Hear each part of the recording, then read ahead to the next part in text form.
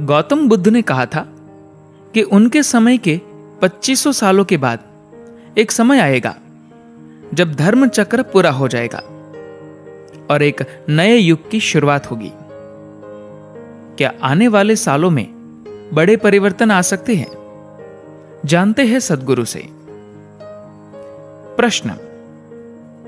सद्गुरु, गौतम बुद्ध ने कहा था कि 2500 सालों में धर्म चक्र पूरा घूम जाएगा।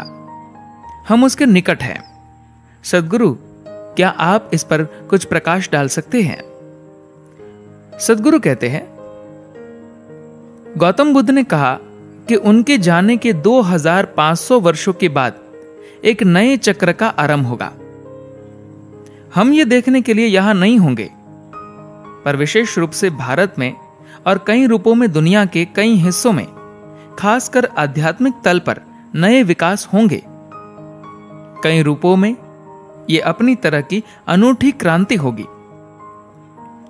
मैं ये दावा नहीं करता कि हम जिस समय में जी रहे हैं वह अनंत काल का सबसे महत्वपूर्ण समय है। ऐसा नहीं है। इतिहास का चाहे जो भी समय रहा हो, हर पीढ़ी के लिए वही समय अपने आप में खास था। लेकिन इतिहास के अलग अलग पड़ाव पर जीवन के कुछ पक्ष खास हो जाते हैं। यह समय दुनिया के लिए आध्यात्मिक रूप से सबसे महत्वपूर्ण समय है। इस समय दुनिया में इतना आराम मौजूद है जितना पहले कभी नहीं था।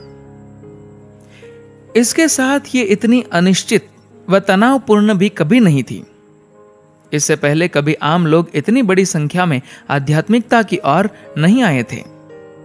दुनिया में कलह और क्लेश बड़ा है तो आंतरिक जगत में रुचि भी बड़ी है। एक तरह से देखा जाए तो यह एक महत्वपूर्ण कदम है। अगर यह प्रक्रिया जारी रहती है, अगर धरती पर लोगों की यह रुचि बनी रहती है, तो ये कई तरह से मानवता के लिए समाधान व मोक्ष होगा। अब तक इंसान की दिलचस्पी बाहरी दुनिया को जीतने में थी।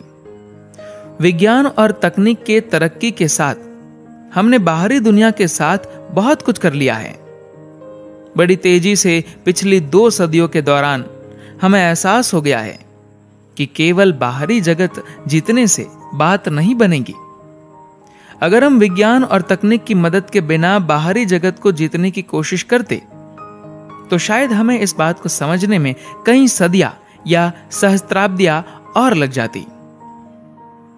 एक समय था जब एक अशोक या एक गौतम बुद्ध को एहसास हुआ कि केवल बाहरी जीत से कुछ हासिल नहीं होगा, परंतु आज दुनिया का आम नागरिक भी इसे समझने लगा है।